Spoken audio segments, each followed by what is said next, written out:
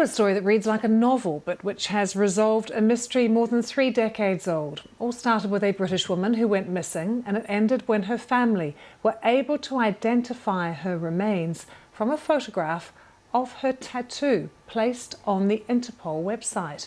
Rita Roberts had not been heard from since 1992, and it's now emerged that it was her body which was found in Antwerp in Belgium just a month later. Sadly, she had been murdered and the crime has never been solved. Let's talk now to Stephen Kavanagh, the Interpol's head of police services, who is joining me from Lyon in France. Stephen, good to see you. This is quite a case.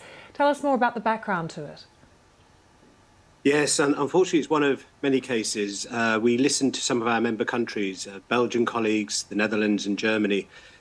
And what we realised was that global scourge of violence against women has gone on for so many years that there were 22 unidentified women who'd come to harm in often tragic and awful circumstances going between 1976 to 2019.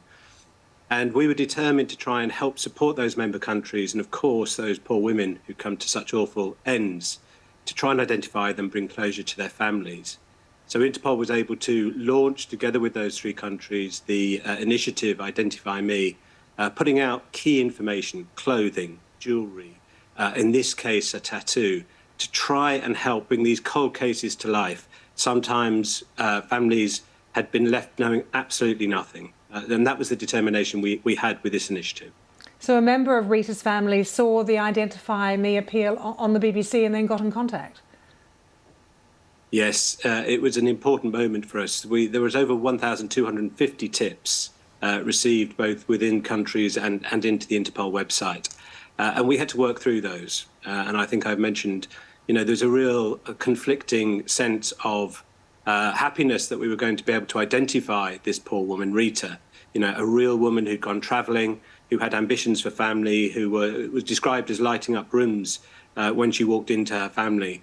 And the realisation that we were going to bring that tragic news to her family, that she was no longer with us in all likelihood. We worked very effectively with the Belgian colleagues because this is the first time. Everyone hears about Interpol's red notices, but we also have black notices, and they identify people who've come to harm, bodies, so that we can try and make those links globally.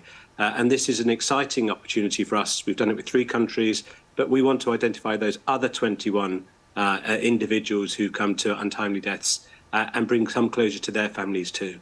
Stephen, do you think this is a case, though, that will ever be solved? Are you asking for people to come forward if they have more information? What happens now?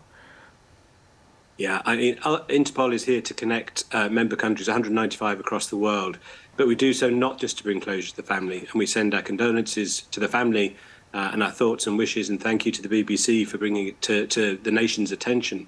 But we also commit to trying to find out who would commit such an awful, brutal murder.